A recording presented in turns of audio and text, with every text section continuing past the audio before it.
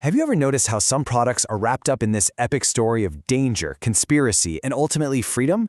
Well, today we're going to dig into the story behind a product called the Smart Water Box. We're just going to look at its own promotional material and break down how this incredible narrative gets built, piece by piece.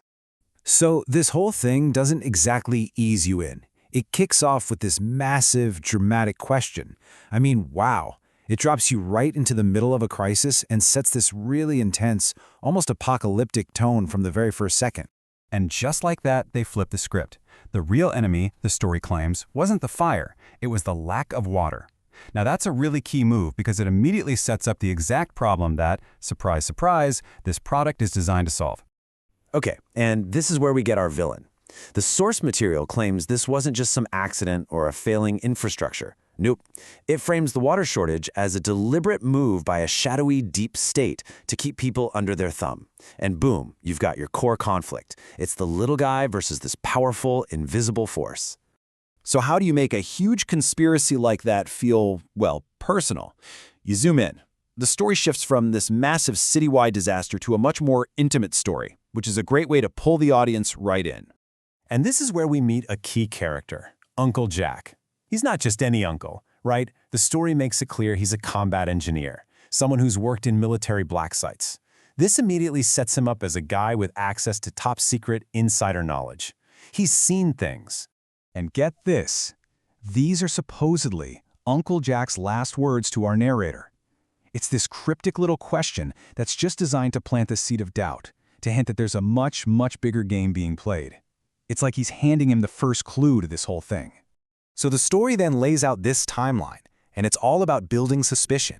The uncle's death is made to look like anything but an accident. I mean, a crash on a clear day, a coroner who calls it routine with no autopsy, his house wiped clean, every single detail is like a breadcrumb, leading you to believe he was silenced. And here is the big reveal.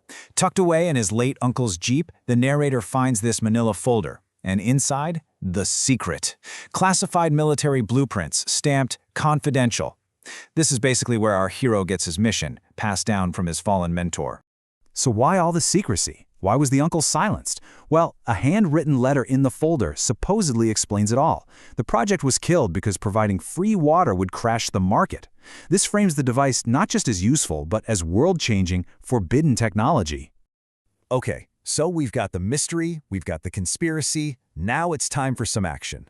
The narrator doesn't just sit on these plans. No, he's forced by a real-life crisis to actually build the device and put it to the ultimate test.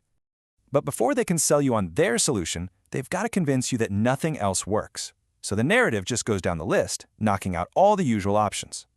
Bottled water is a scam, rainwater collection is illegal or unreliable, and drilling a well is crazy expensive.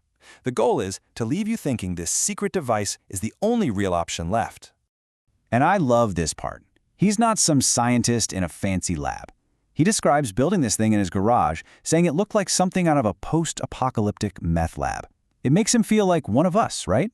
Just a regular guy, a father trying to protect his family, which makes his eventual success seem that much more achievable for anyone. And this is the payoff, the story's big climax. When a real wildfire hits his neighborhood, his machine is literally the difference between life and death.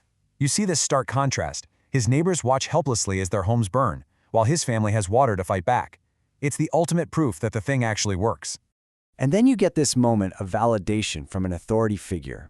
A firefighter, a professional, is totally baffled by what he's seeing. His simple answer, "I built something," just hammers home that he's got something special, a secret power that nobody else has. All right, so we've had the problem, the conspiracy, the hero's journey, and now we get to the product pitch.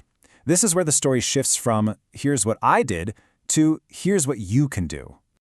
And listen to the language here, it is so deliberate. It's not a device or a gadget, it's a weapon. That single word choice elevates this thing from a simple utility into an act of rebellion. It's your way to fight back against that system we heard about at the beginning. The device gets an official name, the Smart Water Box, and a very specific, very impressive promise. It can produce up to a whopping 40 gallons of clean drinking water every single day, straight from the air around you. Now here's a really important detail. They're not selling you the machine itself. They're selling the knowledge.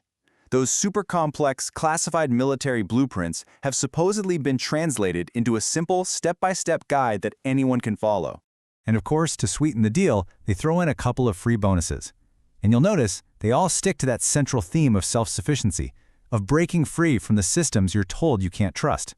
And finally, the big reveal. What does all this secret, life-saving, freedom-granting knowledge actually cost? $39.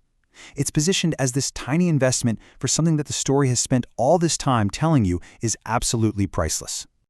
And this last quote just ties a perfect bow on the whole thing.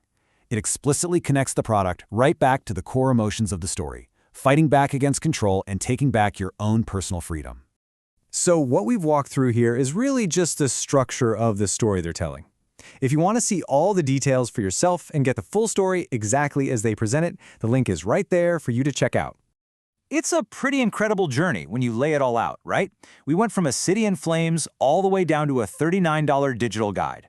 By tapping into these deep-seated fears about scarcity and control, the whole campaign frames a product not as just a simple purchase, but as an act of defiance.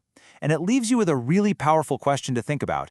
In a world that feels so uncertain, where is the line between being prepared and being paranoid? Thanks for joining this explainer.